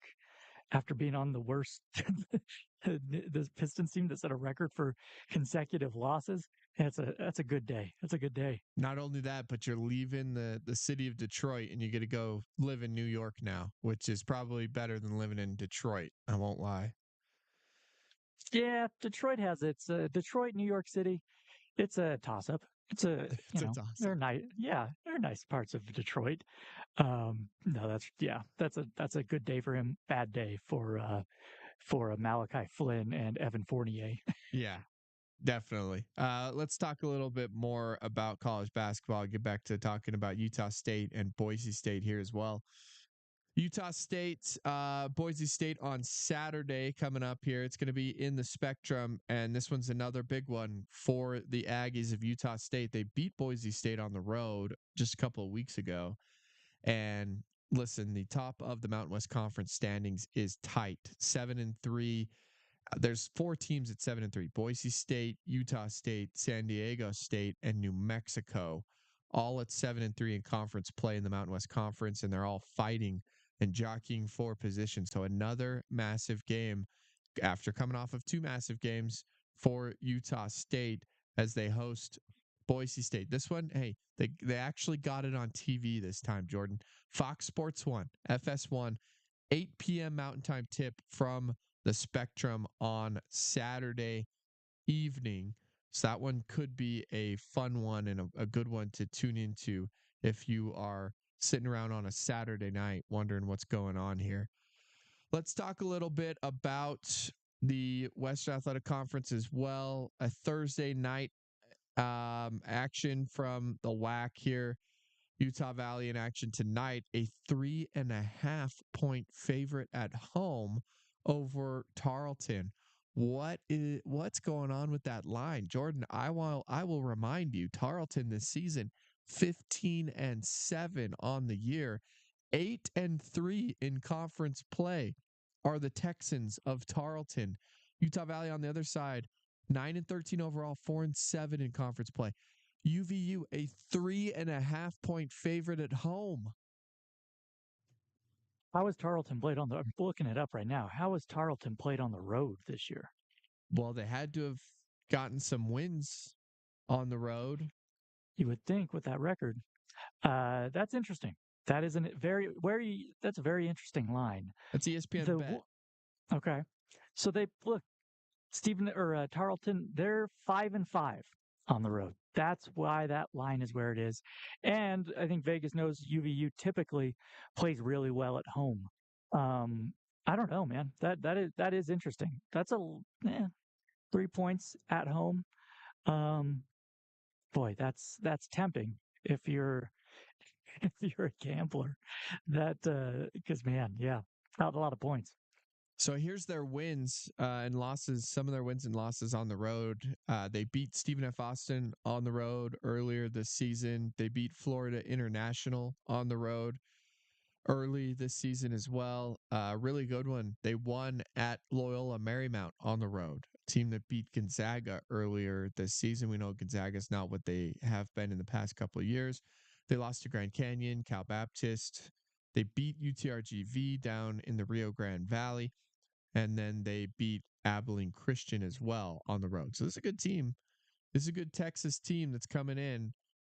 Tarleton tonight at the UCCU Center, 6 p.m. Mountain Time tip. We'll have the pregame for you on ESPN 960 as well. But I just thought I'd let you know. Utah Valley, 3.5-point favorite over Tarleton as they get ready for it tonight. Southern Utah and Utah Tech, they play tonight as well, and they play each other at Arena down in St. George. SUU right now a 3.5-point favorite on the road over Utah Tech. Both those teams are 4-7 in conference play, having down years, but we'll see how that one goes. That one's actually going to be a pretty fun one. A 7 p.m. tip-off on ESPN Plus between Southern Utah and Utah Tech in the Western Athletic Conference. Final thing here as well, the Big 12 schedule for you. BYU coming off that loss to Oklahoma. They will be back in action on Saturday with an 8 p.m. Mountain Time tip on ESPN2. So, Jordan, would you rather have the 8 p.m. tip at night or would you rather have the 12 p.m. tip on ESPN? Oh, that's a good question. Uh, y- as a viewer at home or as somebody going to the game? Both. As a viewer at home, I don't know, Saturday night. It depends what you're doing. I like a noon. I like a noon if I'm at home. If I'm going to the game, I don't mind a Saturday night 8 p.m. tip. That's not terrible. I mean, like on a weeknight, not great. Saturday night, I don't mind an 8 p.m. tip. Um, yeah, noon at home is the best if you're watching it on TV because you wake up late on a Saturday morning if you're me and you just get into it. But yeah, not bad either way. I don't mind either of those. Yeah, not a terrible option either way for myself as well. I don't mind either tip, 12 p.m., 8 p.m. This one's going to be an interesting one, though. Kansas State at BYU in the Marriott Center, 21 BYU taking on the Kansas State Wildcats, who are coming off of a big-time win over Kansas at home earlier this week. That could either play really well into the favor of BYU or it could not. I think this one could be a letdown game for Kansas State. They're back out on the road. That was a home game that they had. They're juiced up. It's a very emotional game. Went into overtime. Might have some tired legs come Saturday. That's going to be an interesting one to keep an eye out on coming up Saturday, 8 p.m. ESPN2. It's going to be a really, really interesting game between BYU and Kansas State. Let's check the ESPN matchup predictor. Oh boy. Matchup predictor, according to ESPN Analytics, gives BYU an 86% chance to win this one. That's not a good sign. It's not a good sign if you're BYU because that ESPN Analytics matchup predictor is wrong quite often. Curious to see how they come out with that one. 86% chance to win on Saturday at home. It's a Kansas State team that scores 72 points on average. They allow about 68 points on the other side. So they're not a high scoring team. They don't give up a lot of buckets as well. They probably play a pretty slow half court pace in order to play at that style, but they're shooting well from the floor, 43% from the floor as well. And they're not a terrible team. They do need to share the basketball a little bit more. BYU's up there as one of the best teams in the nation at sharing the basketball with 19.8 assists per game. Kansas State just 14.4 assists per game. They do play a lot of one-on-one. The one thing I will say that killed Kansas against this Kansas State team on Monday night was the rebounding. Kansas State was able to pull down a lot of offensive rebounds and get second chance buckets. And that is why K-State was able to beat Kansas earlier this week. So curious to see how that one pans out for BYU and Kansas State. Let's talk a little bit about the state of college athletics for a minute and the state of college basketball. This is from the Associated Press. U.S. labor official says Dartmouth basketball players are school employees. This sets the stage for a union vote. For those that didn't know, all 15 members of the Dartmouth men's basketball team signed a petition in September asking to join Local 560 of the Service Employees International Union, which already represents some other employees at the Ivy League school in Hanover, New Hampshire. Unionizing would allow the players to negotiate not only over salary, but working conditions, including practice hours and travel. Here's a quote, because Dartmouth has the right to control the work performed by the Dartmouth men's basketball team and the players perform that work in exchange for compensation, I find that the petitioned for basketball players are employees within the meaning of the National Labor Relations Act, end quote, NLRB Regional Director Laura Sachs wrote. Dartmouth Associated Vice President for Communications Dana Lawrence said in a statement that the school would be seeking a review of Sachs' decision, saying, quote, Dartmouth has a long and proud history of productive relationships with unions on campus, always negotiates in good faith when appropriate, and respects the rights of workers to unionize. However, we do not believe these students are employees, the statement said. So here we go. Gearing up for a fight between Dartmouth, their basketball team, and the union as they've unionized. Now, this begs the question, what does Rick Pitino think about this? Yes, we always need Rick Pitino's input whenever anything basketball related comes up. So, a day after the historic ruling that could change collegiate sports by allowing NCAA athletes to unionize, St. John's coach Rick Pitino said the sport needs a salary cap and a new hierarchy to thrive. The National Labor Relations Board ruled Monday that Dartmouth's men's basketball players who petitioned to be recognized by a local union are employees of the school, a ruling that could allow the NCAA athletes to unionize and negotiate the work conditions, among other aspects of their employment. Pitino tweeted Tuesday that major conferences in college basketball should join forces and create a salary cap of up to $2 million. He did not specify if that number would include name, image, and likeness payments or funding directly from the schools. Quote, for basketball, have Power 5 Big East Conference commissioners get together and create a salary cap between $1.5 and $2 million, Pitino tweeted. All contracts delivered to the league and school offices. Very interesting situation for all of this, Jordan. The situation with college athletics is changing. Dabo Swinney and a group of head coaches in South Carolina, a state who thought they were ahead of everything when it came to name, image, and likeness, who came out and specifically wrote in their state, not their constitution, but they passed a bill in their state legislature that said that they were way ahead of it. They said these NIL deals are not pay for play. We are going to be ahead of the game and get this done for our schools in the state of South Carolina. Now, Dabo and a couple of other coaches around the state of Carolina went back to the legislature just earlier this week and asked them if they could repeal that law to then make these players employees of the university so that they can just pay them straight up. That is exactly where it's going. And I think Pitino is right on with this. Dabo Swinney, everybody as well. Just create the salary cap now, make there be free agency, and we can move on and have a little bit more structure in college athletics. Yeah, I assume Patino's in favor of a salary cap regarding coaches' salaries as well. Because I assume he's all about salary caps.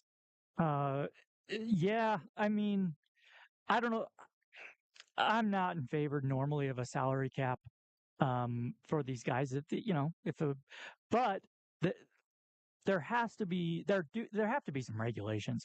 I absolutely am in favor of guys signing contracts, of guys unionizing, and there being a players association in college basketball so we can finally come to some agreements and have some kind of framework, because right now it is just kind of out of control. And if you can get if players can unionize, then they can protect themselves and they can get that written into some contracts as well. So they need to structure this. Like we've said it a million times, it's out of control. And it's the NCAA's own fault. So I don't feel bad for them. I don't really, but it is what it is right now. You got to do something. Yeah. I don't know if a salary cap. Yeah, I don't know if a salary cap is the answer. It would help. You would think it would help smaller schools. You would think the talent would disperse a little more. But I don't know. I don't know. We'll have to see where this goes. It will be interesting to see where this ends up going, what ends up happening. They just need to come up with an agreement, sign a player agreement along with the league, CBA. They need to have a players union that battles on behalf of the players like they do in the professional leagues, and then create some guidelines as well, free agency type of deals. That way, listen, you are no longer competing by losing coaches to the professional ranks like Boston College just did. You still will, because people will want to go to the NFL. It's not going to protect you full sale, but these coaches can get back to worrying about coaching. instead of trying to schmooze some big donors that are going to get NIL deals to help bring in some guys and then put their name and reputation out there and then have that big donor back off when the kid actually gets to campus and he doesn't get his money, so he ends up leaving. There's a lot of different crazy stuff that happens. Let the coaches go back to focusing on actually coaching. And they can do that if you get a guy under contract for, say, your max contract is 3 years. That gives the kid 1 year to be a free agent during his college career. Just, spitballing off top of the head here. Say you sign a 3-year contract when you get to a school as a freshman. You're locked in. You're not going anywhere until your 3 years are up. The team or a player gets an option on you. Maybe you give him a player option if he's a big-time recruit. He can either decide to come back to the team or he can test his opportunity in free agency. And at least you get 3 years out of him, and you can offer him a better opportunity and a better contract if he wants to come back and play. It's that simple. It's that simple. And I think that's good. Maybe your 2 years is a minimum. So at least you have him for 2 seasons and you at least recognize people who are wearing your uniform out on the court. And you have fans that will actually stick around and continue to be fans of your program because you're actually going to have some continuity within a team. Because especially in college basketball, if you can get guys to stick around and you can get them to understand your scheme, things that you're doing and your expectations as well, that's where you create winners. That's where you create a winning team. If guys are leaving constantly, coming and going, you're never going to have that continuity. You're never going to be able to get old and stay old. You're never going to have a winning team. That's just what it comes down to. And the way that it is right now is just killing coaches. Just killing coaches because they can't keep guys around. The grass is always greener on the other side when it's not really. But you can't fight that perception enough in order to keep guys to stick around and stay on the roster year in and year out. Let's take a break here. On the other side, let's talk about the opportunity and the ability for the NHL to come to the state of Utah. There was some big rumors. There was a big announcement, ? Let's talk about that next, coming up right here on Valley Sports Talk and ESPN 960. Download the ESPN 960 app and take the whole ESPN lineup with you on the go. Get the latest breaking news, interviews, and shows on demand with the ESPN 960 mobile app. You can also get in on the action by using the open mic Hayward's feature going and have to your voice and Oklahoma City. opinions heard. Download the ESPN 960. Kevin Connors from ESPN, the People's Champ, on the line. So let's get out to the ESPN 960 hotline. Kevin, let's get into that connection with Utah Valley University. When did it all begin? Brice, we used to do a segment on SportsCenter called Star of the Night, and it was sort of a deal where the producer said, you guys pick someone or something that stands out to you, and we'll give you a minute worth of real estate to kind of tell the story and make it happen. So I'm looking through the college basketball scores. This has got to be 8, 9, 10 years ago. And I see Utah Valley beats BYU. And I had 2 immediate questions. 1, what the heck is Utah Valley? And 2, what is going on in that town, given how big of a win that must have been? So we dig in a little bit, of course, and I find out that Mark Pope is the coach and that this is a great school with a terrific basketball tradition, and it's sort of new to Division I. And so I feature Utah Valley, and Brice, to this day, I still hear from Wolverines fans and folks in Utah about that segment and how much it resonated with them. And it was something that was really, really neat to me. And I've got so many great friends from Orem to this day. It's really been a very, very fun relationship. Tune into Valley Sports Talk every weekday from 2 to 3 p.m. on ESPN 960 and ESPN960sports.com. On things you actually love, like the Netflix and Max with Ads bundle. And it's on our award-winning 5G network. Bring your phones to your Verizon store today for an incredible deal. A better plan to save is Verizon. Additional terms and conditions apply. For the best conversation on Cougar sports, keep it locked here on ESPN 960, Utah County's sports station. Valley Sports Talk with Brice Larson returns right now on ESPN 960. Get in on the conversation by sending in your thoughts on today's show via open mic submission on the ESPN 960 app.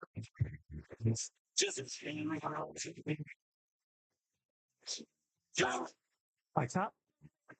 Getting back after getting ready to wrap this bag on a Friday. Just kidding. It's not Friday, man. I wish it was Friday. I'm just getting really excited for the weekend coming up. It is definitely a Thursday here on the program. Getting the days mixed up. That's rough. That's just how it goes sometimes. Getting ready to wrap it up on a Thursday edition of Valley Sports Talk. And want to let you know that we were talking a little bit about Gordon Hayward, and there is some breaking news coming down about Gordon Hayward. This one we're a little bit late on. It was reported on almost 40 minutes ago. Gordon Hayward on his way to Oklahoma City. So we talked a little bit about the possibility of him coming to the Utah Jazz. I don't think there was ever a possibility of that happening. There were rumors out there. So Gordon Hayward on his way to Oklahoma City. The Hornets and the Thunder finalizing that guard Trey Mann and forward Davis Bertans also included in that trade. Hayward 14.5 points is his average so far this season.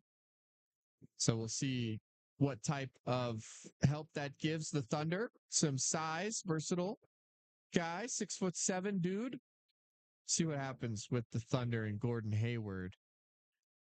I haven't been to a Jazz game in a long time that has featured Gordon Hayward. Does he still get booed when he enters the Delta Center? I would think so.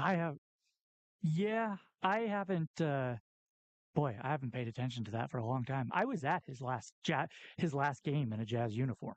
Yeah, it wasn't a good game for the Jazz, but it was in the playoffs against Golden State. They got swept, and everyone was chanting Gordon Hayward afterward. Didn't sway him. Didn't keep him there. The chants weren't enough, unfortunately, to keep Gordon Hayward around. That was one of the worst days in Utah Jazz history, I would say, if you're a Jazz fan. I'm not going to say the worst. I'm going to put it up there, top 5 worst. Is that fair to say? Top 5 worst? Yeah, I mean, it's Gordon Hayward. Like, in retrospect, at the time, I think it was brutal. In retrospect, Gordon Hayward's not a great player. It's always easier in hindsight, Jordan. It's always easier in hindsight. It is. But if you're, quickly thinking of worse, let's go back to the couple NBA finals. Yes. You have 2 or 3 moments during those. There have to be what are some other brutal that's what I'm telling you. Jazz moments. What, just recently losing to Maxi Kleba and Jalen Brunson? Is that worse than? Yeah, it's pretty bad. That's pretty bad. How about Rudy touching the mic and unleashing COVID on the world? These are all great candidates. I'll give you one. Losing to the Clippers as a 1 seed. Oh man, that's up there. Yeah, that's up that there. Comeback loss. Yeah, that was a tough one. Yeah, losing to the Clippers as a 1 seed. That's a tough one. Although I don't know, worst day in Jazz history. That's actually a pretty good little question there. What was the worst day in Utah Jazz history? It's losing. It's Michael Jordan's shot in Game 6. That's the worst. It's everything below that. Everything's below that. It's what is the second worst or the third worst? You know what I mean? Yeah. The second worst, it's Karl Malone missing those free throws in Chicago. That has to be like number 2. So then after those 2, to me, then it's the rest, because those lose you the finals. Those are huge. That's brutal. But yeah, at the time, losing Gordon Hayward the way it happened. That was bad. Yeah. It was 4th of July. The report came out that he's leaving, and then he said, "No, that's not true. I haven't said anything." Then a couple hours later, he's like, "It's true. I'm leaving." And Rudy Gobert, man, the Snapchat video that he posted after that was absolutely hilarious. Playing a song about being loyal and him just dancing in his car. Yeah, that's funny. That's a good one. Rudy Gobert. Gotta love Rudy Gobert and Donovan Mitchell. And hey, if you don't lose Gordon, you're probably not getting Donovan. Is that fair to say? Is that fair to say? Yeah, I think that's fair to say. Yeah. Yeah. But losing Donovan Mitchell, there's no.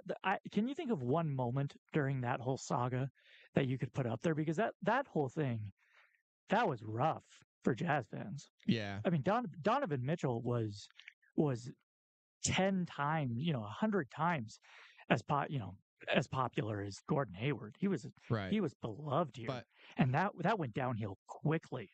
Yeah, it did go downhill quickly, and I think Jazz fans, I think it was a little bit different. It was definitely a little bit different. You knew the writing, you saw the writing on the wall, and Jazz fans knew with what happened with Gordon, you couldn't just let him walk. So you're going to have to get something back for him. And I think Jazz fans are okay with the organization sending him away. At least you get something back. And then also, you knew it was the end. You knew it was the end for Donovan Mitchell with the Utah Jazz. Rudy Gobert, I think a lot of people were sad to see go. I think a lot of Jazz fans really loved Rudy Gobert. And then you mentioned it did get rough with Donovan maybe losing favor in the fan base down the stretch there for a little bit and a little while, which was just a crazy situation all around as well. I do want to talk a little bit about hockey before we hang it up. And I also want to talk about the job that Mark Madsen's done at Cal. A couple of tweets coming out from Cal's game with USC. Jordan, I sent you a video over there as well. That place at Cal is it's almost full. That place was almost sellout for the game. And the job that Mark Madsen has done, Cal, has been outstanding so far, and he's only in year one. Now he's going to go to the ACC, but at least he's got the fan base back behind him, and they actually have some hope there at Cal. Hasn't been there for a while. Yeah, it's unbelievable what he's doing there. Yeah, Haas was rocking last night. It's incredible. Year one, because that place hasn't been full in years. There were games last year that there were like maybe 500 to 1,000 people there. So yeah, just incredible. He's really done a nice job getting alumni back into it, and yeah, they're just going to keep playing better. So hopefully they have some success in the ACC. We both love Mark Madsen, and I'm a fan of Cal. So yeah, go Bears. Mark Madsen, very nice guy, and we'll see what happens with the Cal Golden Bears. Fardaws Zamak in his final season there as well. Final thing for you before we wrap this bad boy up. Kevin Weeks, former NHL goalie, guy that works for ESPN and the NHL Network, TSN, very in the know when it comes to the NHL and the happenings around the NHL as well. He tweeted out a photo of downtown Salt Lake City with the eyeball emoji and put hashtag HockeyX and hashtag Hockey Twitter. Very interesting stuff.